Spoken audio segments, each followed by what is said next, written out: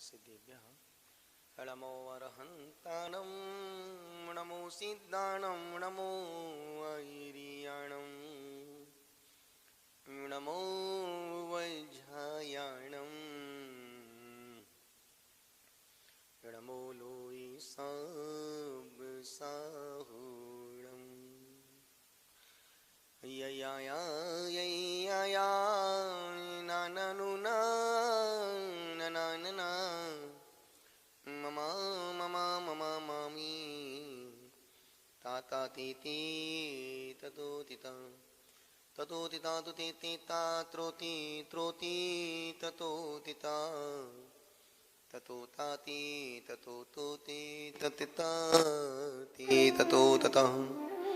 पंच परमिष्टि भगवान के चरणों में प्रणाम करते हुए मैं परम पूज्य आचार्य गुरुवर श्री पुष्पदंत सागर जी महाराज साहब की चरण वंदना करते हुए परम पूज्य तपस्वी सम्राट श्री सन्मति सागर जी महाराज साहब के गुणानुवाद करते हुए आपके भीतर बैठे परमात्मा को प्रणाम करता हूँ। मेरी आशीष स्वीकार करें। रोज की तरह 5-7 मिनट में अपनी बात आपसे शेयर करता हूँ। जहां रुका हूं उस हॉल में 2 पंखे लगे हुए हैं। एक पंखा साफ सुथरा है, एक पंखा गंदा है। जो पंखा चलता है उसमें धूल जम जाती है, डस्ट जम जाती है, धुएं के उसमें निशान पड़ जाते हैं। पर जो पंखा बंद है वो साफ सुथरा है। हमारा अजय सेठी पूरा कमरा दिखता है, पूरा अंदर का पूरी व्यवस्था वही दिखता है। एक दिन बोलता है गुरुदेव ये पंखा कितना साफ सुथरा है।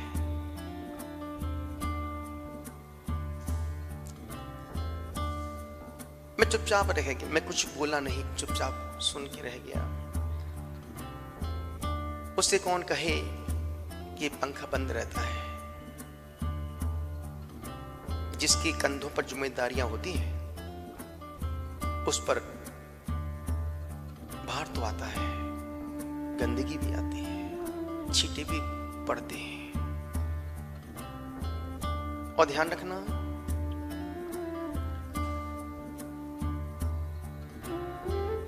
खेल के मैदान में हमेशा आवाज दर्शक दीर्घा से आती है, खिलाड़ियों की आवाज नहीं आती है।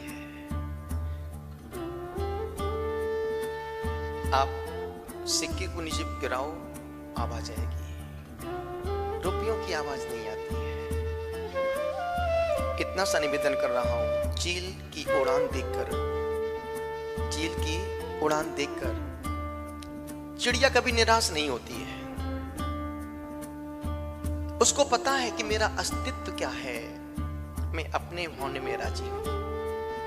चील अपने होने में राजी है और मैं आपसे निवेदन कर रहा हूं तुम भी अपने होने में राजी हो जाओ। तुम तब तक अशांत रहोगे, तुम तब तक परेशान रहोगे जब तक तुम पड़ोसी के सुख को देखोगे। यदि तुम कोई बाजार से घड़ी लेके आए हो और वो घड़ी बहुत सुंदर, बहुत अच्छी लुक की है और पूरे मोहल्ले में वो एक ही घड़ी तुम्हारे पास है, तुम्हारी स्टाइल, तुम्हारा रुतबा, तुम्हारी पहनने की अदाएं बहुत अलग होंगी, और वही घड़ी तुम्हारे दोस्त के पास 3 दिन बाद आ जाए, तुम्हारी घड़ी का क्रेज 50% होता है। क्यों? क्योंकि तुम चाहते हो कि जो मैं हूं वो कोई ना हो पाए। और यही कारण कि आज परिवार में दूरियां बढ़ रही हैं। परिवार में सब साथ होने के बावजूद भी सब एक दूसरे से बहुत दूर हैं। यदि आप खाना खाने बैठे हैं या चाय पी रहे हैं, पूरा परिवार 5 लोग एक साथ बैठे हैं और किसी का कोई फोन आ जाए तो आप तुरंत फोन लेके बाहर निकल जाते हैं, सबका साथ छोड़ देते हैं। और मैं सोचता हूं कि ये रिश्ते नहीं है, न इन रिश्तों में रस है। वो कोई प्रधानमंत्री का फोन तो आया नहीं था, कोई राष्ट्रपति का फोन भी नहीं था कि तुमको सब कुछ छोड़ के तुमको बाहर जाना पड़े। अरे बोलता भाई 5 मिनट बाद मैं तुमसे 5 मिनट बाद बात करता हूँ। लेकिन नहीं, तुमने हमेशा जब भी दूसरों के फोन आए तुमने अपनों को नेग्लेक्ट किया है। और ध्यान रखना, अपने ही साथ देते हैं। निवेदन आपसे कर रहा हूं, यही गुजारिश कर रहा हूं,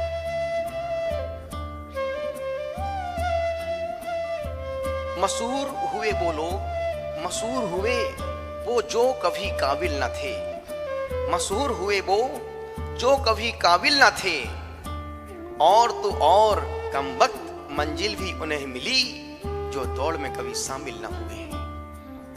निवेदन इतना सा कर रहा हूं, वो पंखे की बात नहीं, हमारे जीवन की बात है। आप इस छोटी सी बातों से बहुत कुछ ले सकते हैं। यही कह रहा हूं कि तुम दूसरों को सुख मत देखो, अपने में राजी हो जाओ। अपना सुख संसार का सबसे बड़ा सुख है। अपना आनंद दुनिया का सबसे बड़ा आनंद है। लेकिन होता क्या है कि आदमी दूसरों को खुश करने के लिए अपने पूरे दिन को खराब कर डालता है और खुद खुश नहीं हो पाता है। अब तुम दूसरों को खुश मत करो, तुम खुद प्रसन्न हो जाओ, तुम खुद अपने आप से खुश हो जाओ। आनंद ही आनंद, जिंदगी में आनंद ही आनंद बरसेगा। जब तक तुम दूसरों को खुश करते रहोगे, दूसरा भी खुश नहीं होगा और तुम्हारी खुद की खुशी तुमको मिल नहीं पाएगी। क्यों मूर्खों जी ऐसा जीवन जीते हो? प्रेम का जीवन जियो, अपना जीवन जियो, अपने लिए, अपने उत्सव महोत्सव के लिए जियो। क्योंकि तुम जैसा इस दुनिया में दूसरा कोई भी नहीं है। तुम हो और हम हैं, हम हैं, एकदम हम हैं। बोलो महावीर भगवान।